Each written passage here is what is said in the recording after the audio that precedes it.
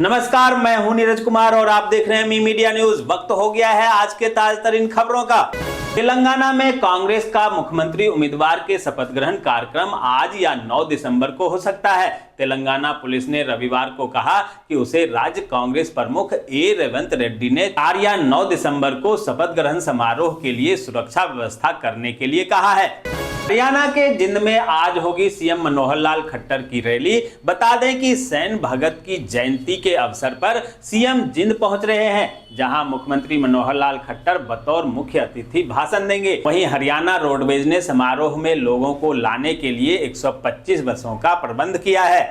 3 राज्यों में भाजपा को जबरदस्त बहुमत मिला है, जिसके बाद यूपी के सीएम योगी आदित्यनाथ ने प्रधानमंत्री नरेंद्र मोदी को जीत की बधाई दी। उन्होंने कहा, प्रधानमंत्री नरेंद्र मोदी के नेतृत्व एवं मार्गदर्शन में 4 राज्यों के चुनाव परिणाम में 3 राज्यों में बीजेपी को भारी बहुमत से हैट्रिक लगाना मोदी की गारंटी पर जनता के विश्वास की गारंटी है।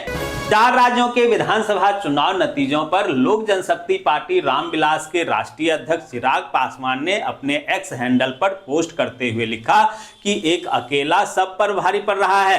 उन्होंने इस पोस्ट में खुद की प्रधानमंत्री नरेंद्र मोदी के साथ गले लगने वाली तस्वीर भी साझा की है। दिल्ली दंगा मामले में एसएसबी जवान पर तेजाब की बोतल फेंकने के 2 आरोपियों को कोर्ट ने सबूत के अभाव में बरी कर दिया और कहा कि नहीं हुई दंगाइयों की पहचान।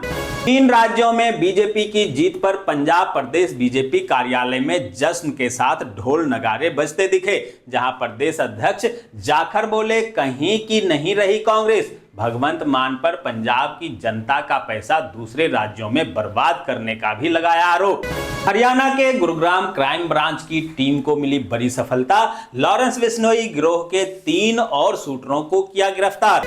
उत्तराखंड कांग्रेस कमेटी के प्रदेश उपाध्यक्ष सूर्यकांत धस्माना ने उत्तर काशी के सिलक्यारा हादसे के लिए नवयुवक कंपनी को जिम्मेदार बताया और एफआईआर दर्ज करने की मांग की। साथ ही प्रदेश के पर्वतीय क्षेत्रों में कहीं भी 5.5 मीटर से अधिक चौड़ाई वाला सड़क न बनाने की भी मांग की। दोस्तों, आगे बढ़ने से पहले आपसे रिक्वेस्ट है कि अगर आपने अभी तक इस न्यूज को लाइक नहीं किया है तो प्लीज लाइक और कमेंट कर दें, साथ में शेयर भी कर दें।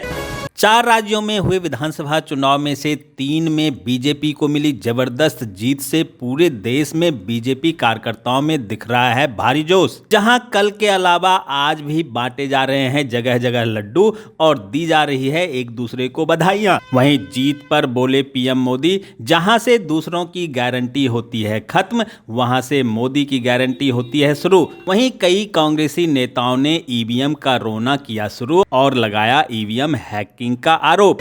आज महाराष्ट्र दौरे पर रहेंगे प्रधानमंत्री नरेंद्र मोदी, जहां शिवाजी महाराज की मूर्ति का करेंगे अनावरण। नौसेना दिवस कार्यक्रम में भी होंगे शामिल। आज है भारतीय नौसेना दिवस, जिसे हर साल 4 दिसंबर को मनाया जाता है। यह भारतीय नौसेना के ट्राइडेंट को चिन्हित करता है, जो वर्ष 1971 में हुआ था। भारतीय नौसेना सशस्त्र बलों की नौसेना शाखा है और इसका नेतृत्व भारत के राष्ट्रपति द्वारा कमांडर इन चीफ के रूप में किया जाता है। आज से शुरू होने जा रहा है संसद का शीतकालीन सत्र, जो 19 दिनों तक चलेगा, जहां केंद्र सरकार ने मौजूदा शीतकालीन सत्र के लिए 24 विधेयक सूचीबद्ध किए हैं। वहीं सरकार संसद के शीतकालीन सत्र में किसी भी मुद्दे पर विपक्ष से चर्चा को तैयार है। राष्ट्रवादी कांग्रेस पार्टी प्रमुख शरद पवार ने कहा है कि 4 राज्यों के विधानसभा चुनाव के नतीजों का इंडिया गठबंधन पर कोई प्रभाव नहीं पड़ेगा। साथ ही उन्होंने कहा कि हमें इस तरह के नतीजों की उम्मीद नहीं थी। हिमाचल प्रदेश में आज वाहनों के लिए वीआईपी नंबर 0001 की नीलामी होगी।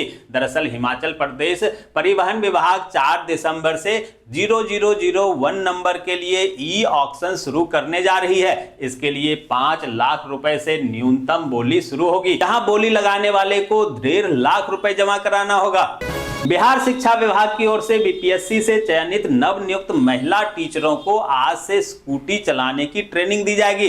इसको लेकर शिक्षा विभाग के अपर मुख्य सचिव के पाठक ने एससीईआरटी के निदेशक सहित सभी जिलों के डीईओ को पत्र भेजा है।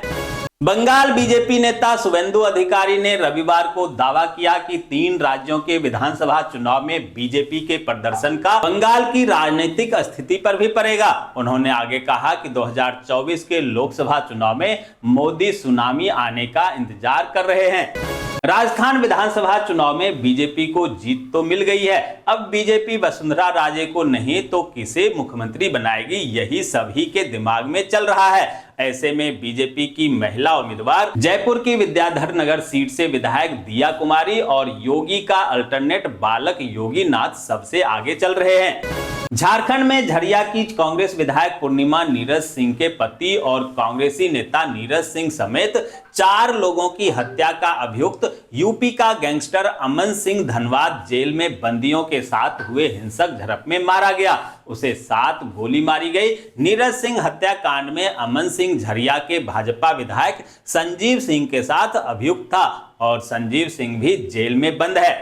मध्य प्रदेश में कांग्रेस की 11 गारंटी हुई फेल, भाजपा की लाडली बहना योजना बन गई गेम चेंजर। भाजपा बोली अब बताओ कौन है पनौती। राजस्थान, मध्य प्रदेश और छत्तीसगढ़ में आए विधानसभा चुनाव के परिणाम पर नेशनल कॉन्फ्रेंस नेता उमर अब्दुल्ला ने निराशा जताते हुए कहा कि अगर राज्यों के चुनाव में इंडिया अलायंस की यही स्थिति भविष्य में भी रही तो हम खुद को नहीं बचा पाएंगे। साथ ही उन्होंने कांग्रेस द्वारा अखिलेश यादव को सीट न देने पर भी निराशा जाहिर की। दोस्तों, मैं देख पा रहा हूं कि आप में से बहुत सारे लोगों ने न्यूज को लाइक किया है, कमेंट किया है, साथ में शेयर भी किया है, लेकिन अभी भी बहुत लोग बाकी हैं जिन्होंने न्यूज को लाइक, कमेंट और शेयर नहीं किया है। उनसे भी आग्रह है कि प्लीज प्लीज प्लीज वे भी न्यूज को लाइक, शेयर और कमेंट कर दे। तो ये थी आज की ताजा तरीन खबरें। ऐसे ही खबरों से अपडेट रहने के लिए चैनल को सब्सक्राइब कीजिए, नोटिफिकेशन बेल को दबाइए, वीडियो को लाइक कीजिए और ज्यादा से ज्यादा शेयर कीजिए ताकि देश और दुनिया के तमाम खबरों से आप और आपके जानने वाले रह सकें अपडेट।